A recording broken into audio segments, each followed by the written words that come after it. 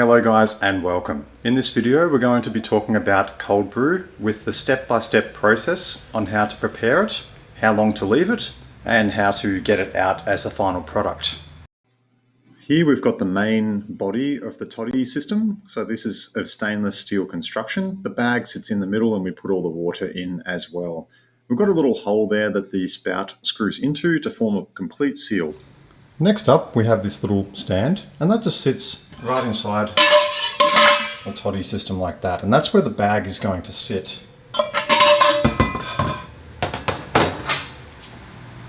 Next up we have this little tap.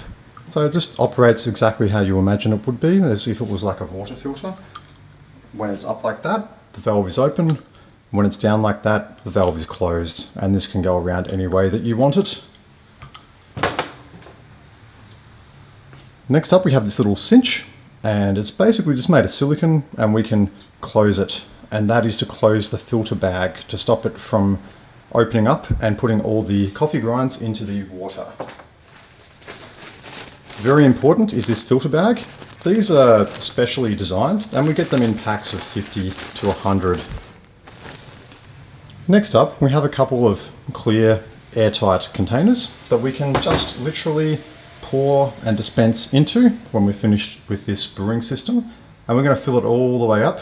We're going to seal it, and we're going to leave it in the fridge, and it's good in the fridge for up to 2 weeks.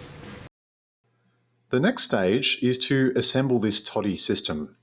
We have the spout that will screw into that hole there at the bottom of the main body, and we've got this silicone seal that can be detached. It can be detached for cleaning purposes, but be sure not to throw it away. It's going to screw in there nicely, and we're going to have that little black nut that's in my right hand currently help to fasten it from the other side to make sure that it doesn't get dislodged. It can be a bit fiddly to screw it in. I'm going to show you to the best of my ability with the camera right now. It does take a little while to get it all sorted, but when that's nice and tight, it's not going to come off anytime soon. And it's important because there is going to be 5.5 litres of water in there, and we're going to leave it for 16 hours overnight. So we want as small number of opportunities as possible for the water to leak out, especially when we're not attending the shop. The next step is to simply put the platform into the Toddy system. This platform is going to support the bag, so the bag isn't going to be right where the spout is.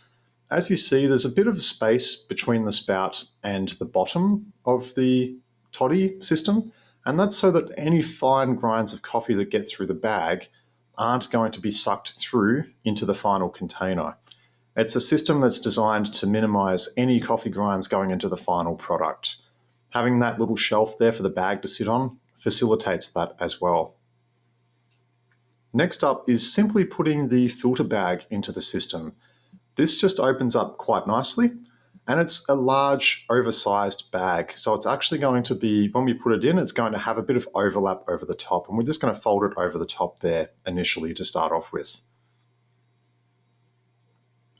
Make sure that it goes all the way in, because we're going to put some coffee grinds in there next.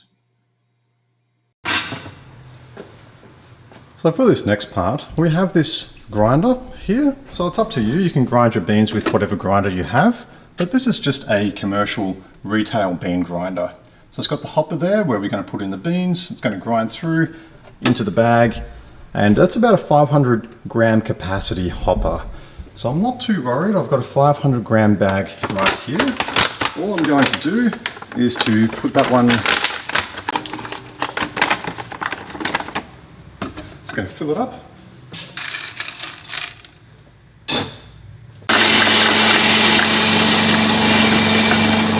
So that's about 500 grams of coffee in there. I'm just going to empty it into the filter over here. Okay, so I've got the first bag of ground coffee here, and I've ground this for a paper filter. So it's a little bit finer than French press and a metal filter. And now we're just going to put the first 500 grams in. That's made a bit of an impact at the bottom there. We're going to just do this one more time. I'll be right back with the other bag. Here is the second bag of ground coffee.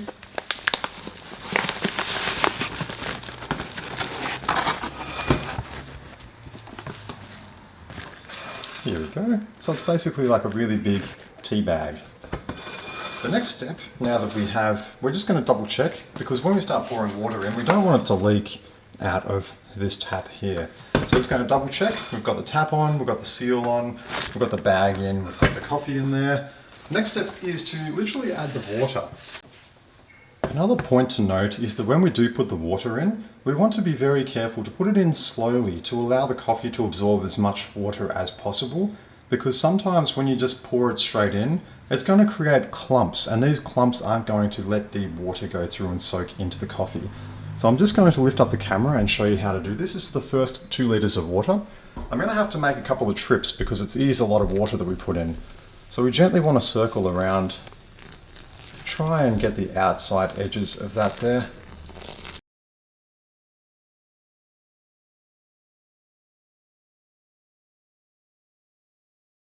Here's the second 2 liters.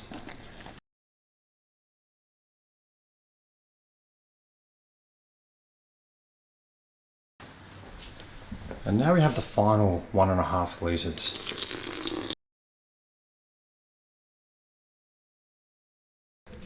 Here you go. So looking at it, it is quite full, but there's still a little bit of room at the top. Next step, what we're going to do is we're going to wait 20 minutes.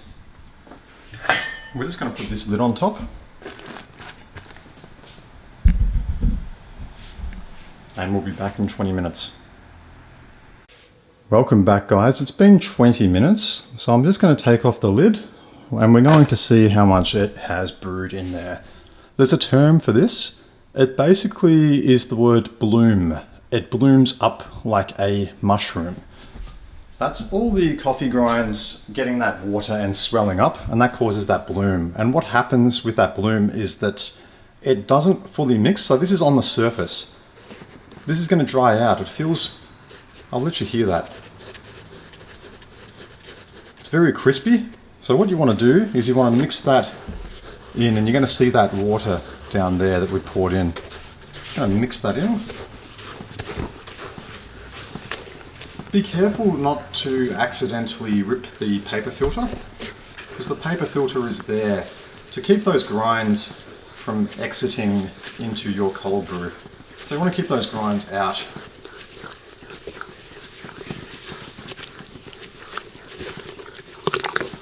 You're definitely going to see a difference now.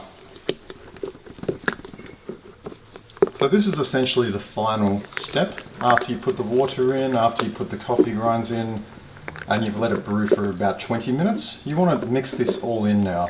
Now this feels very watery now that it's all been mixed in. So what we can do, I'm just going to put this back down. What we have to do at this stage is to take this cinch that I mentioned before. We just want to wrap this up, tie it up essentially. And to keep that bag closed, this is just a little bit of insurance to make sure it doesn't spill overnight. So we just want that cinched closed.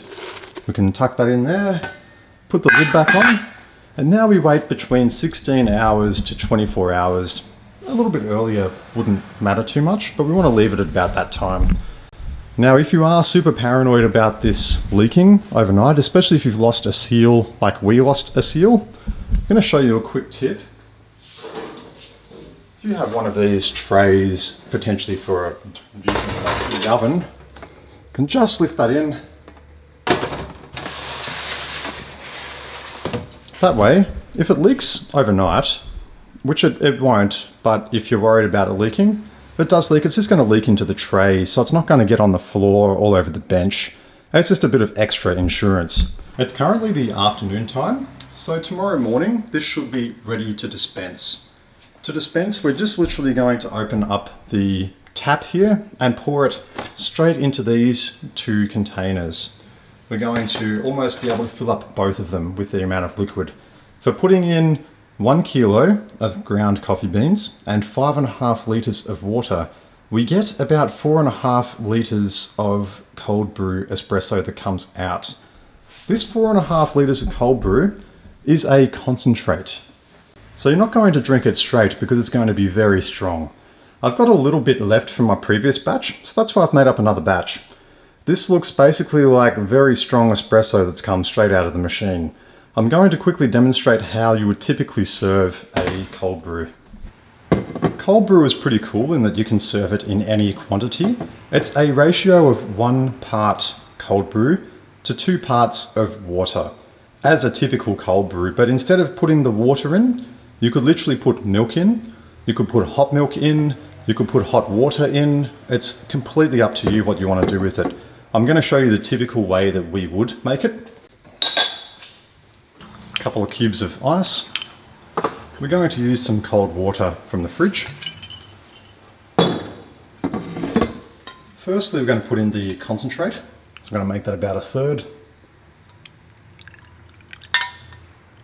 It's going to be about enough. Top up with some cold water. That's going to mix it in. We don't need to stir it. And there we go. There's our cold brew. Ready to be served.